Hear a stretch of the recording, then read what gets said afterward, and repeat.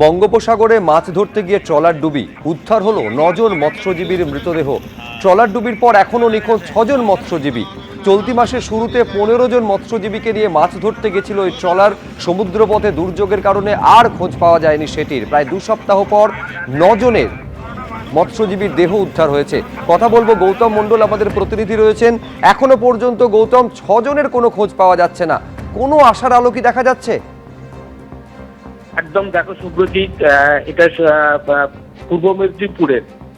পূর্ব মেদিনীপুরের শঙ্করপুর বন্দর থেকে 2 তারিখ 2রা জুলাই রওনা দিয়েছিল গভীর সমুদ্রে ইলিশ শিকারের জন্য মূলত। তারপরে 5ই জুলাই থেকে যোগাযোগ বিচ্ছিন্ন হয়ে যায়। তারপর থেকে খোঁজ শুরু হয়।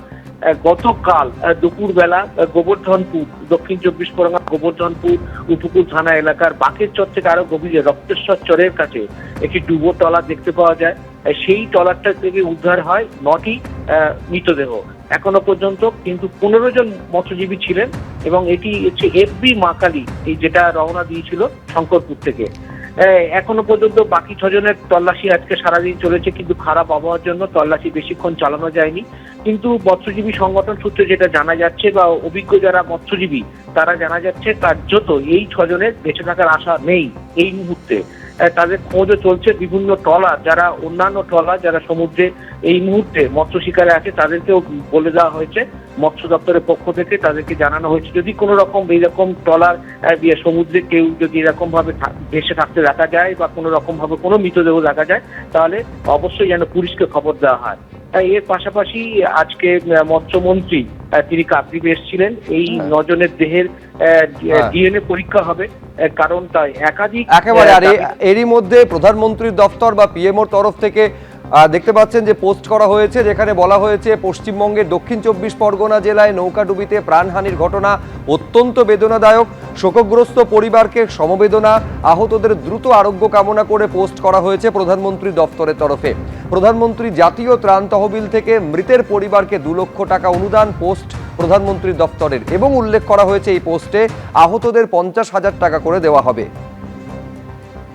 বেলতলা পরিবহন দফতরে ঘুঘুর বাসা পরিদর্শনে গিয়ে মন্তব্য রাজ্যের পরিবহন মন্ত্রী অর্জুন সিংয়ের। সিসিটিভি বসানো থেকে পুলিশি নজরদারি বাড়ানোয় জোর। মন্ত্রী হওয়ার পর বেলতলা পরিবহন দফতরে গেছিলেন অর্জুন সিং। এখানে তেমন কোনো কাজ হয় না, প্রয়োজনে দফতর এখান থেকে সরানো হতে পারে। পরিকাঠামোর কারণে এখনই কোনো সিদ্ধান্ত নয় বলে জানাচ্ছেন তিনি।